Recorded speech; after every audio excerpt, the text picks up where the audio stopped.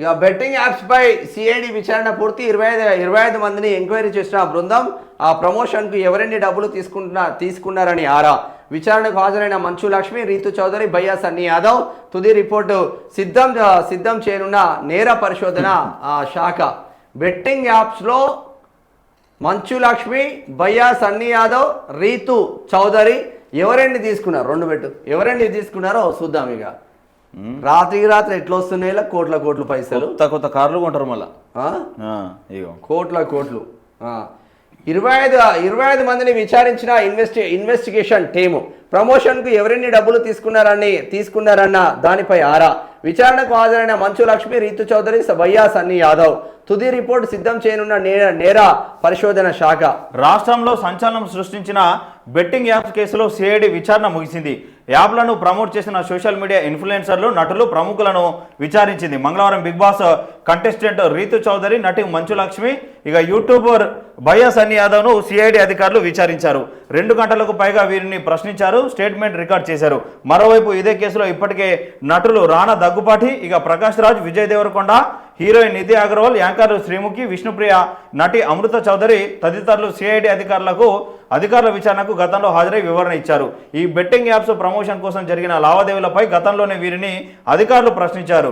ఈ విచారణలో బెట్టింగ్ యాప్స్కు ఎందుకు ప్రమోట్ చేశారు, అందుకు ఎంతెంత తీసుకున్నారు, యాప్ని నిర్వాహకులతో చేస్తున్న ఒప్పందాలపై వీరి నుంచి అధికారులు ఆరా తీసినట్టు తెలిసింది. కాగా ఈ కేసులో మొత్తం 25 మందిపై కేసు నమోదు చేసిన విషయం తెలిసిందే. ఇక ఎఫ్ఐఆర్ ఆధారంగా కేసు నమోదు. రాష్ట్రంలో బెట్టింగ్ యాప్లకు బానిసై చాలా మంది యువత అప్పులో కూరుకుపోయి ఆర్థికంగా నష్టపోయి కొందరు బలవర్మరణానికి పాల్పడ్డారు. వీటిపై పలు పోలీస్ స్టేషన్లలో ఎఫ్ఐఆర్లు నమోదయ్యాయి. వీటిని ఆధారంగా చేసుకొని కేసు నమోదు చేసి 25 మంది సెలబ్రిటీలు, సోషల్ మీడియా ఇన్ఫ్లుయెన్సర్లను సిఐడి విచారించింది. మంగళవారం రీతు చౌదరి, భయ్యా సన్నీ యాదవ్ విచారణతో ఈ కేసు విచారణ ముగిసింది. ఇక బెట్టింగ్ యాప్ కేసులో సిఐడి తుది రిపోర్ట్ను తయారు చేసుకుంది. ఇందులో ఏముండబోతుందని సస్పెన్స్ గా మారింది. వాస్తవంగా ఇవన్నీ బయటికి కూడా రాకపో. ఇక మనోడు ఆయన ఏంది అన్వేషణ ఉంటాడు, అన్వేషణ ఆంధ్రప్రదేశ్ కు చెందిన అతను యూట్యూబర్. ఒక్కొక్కరిని చీల్చి చెండాడిండ, ఒక్కొక్కరిని పోలీసు వాళ్ళని కూడా వదిలిపెట్టలే. దానికి సజ్జనార్ సార్ వత్తాసు వాళ్ళకిండు, మనకు జబర్దస్త్ గా బయటకు వచ్చిండు. ఒక్కొక్కడు ఎవరు ఈమె మన V6 లో పనిచేసింది కదా, జ్యోతి సావిత్రి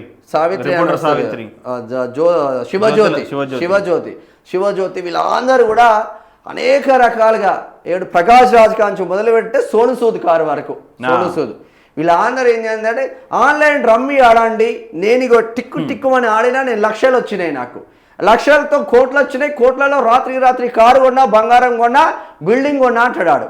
నిజంగా వాడు యాడ్ ఇచ్చినందుకు వాడికి జబర్దస్త్గా కోట్లు వస్తాయి. కానీ ఆడినోళ్ళు ఏం చేస్తున్నారు, ఆడినోళ్ళు సర్వనాశమై ఆత్మహత్యలకు పాల్పడుతున్నారు. పోలీసు బిడ్డలు కూడా, పోలీస్ కానిస్టేబుల్ కూడా ఏకంగా ఆన్లైన్ గేమ్కు అలవాటు పడి బెట్టింగ్లకు అలవాటు సర్వనాశనం పడ్డాడు. ఇక్కడ హైదరాబాద్ అంబర్పేట ఉంటుంది కదా, అంబర్పేటలో ఒక ఎస్ఐ రివాల్వర్ తాకట్టు పెట్టి వాడు గేమ్ ఆడిండ. వాడికి వేరే ఉద్యోగం వచ్చింది, ఎస్ఐ గానికి వేరే ఉద్యోగానికి వచ్చింది. ఇక పోయి సరెండర్ చేసి వేరే ఉద్యోగానికి పోదామంటే గన్ ఏది అంటే గన్ను మొన్న మర్చిపోయినా గట్టి పోయినప్పుడు నేను పడిపోయింది.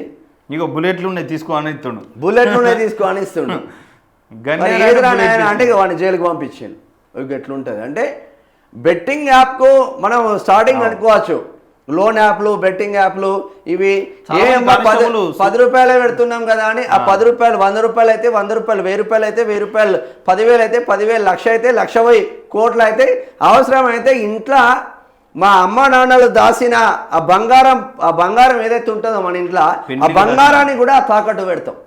లాస్ట్కు చాలా మంది కానిస్టేబుల్ సర్వీస్ రివాల్వర్లు కాల్చుకొని చచ్చిపోయాను. ఇటు సిద్దిపేటని ఇక్కడ చూసినాం. అనేక మంది బిడ్డలు అప్పుల పాలై జీవితాలను రోడ్ల మీదకి తీసుకున్నారు.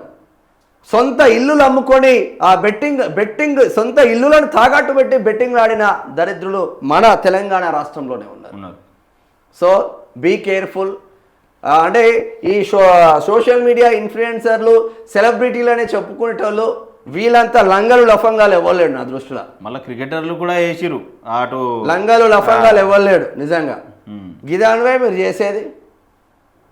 మీరు చేసేది రాత్రికి రాత్రి డబ్బు వస్తే సరిపోతుంది మీకు, మీ లైఫ్ లగ్జరీగా ఉంటే సరిపోతుంది.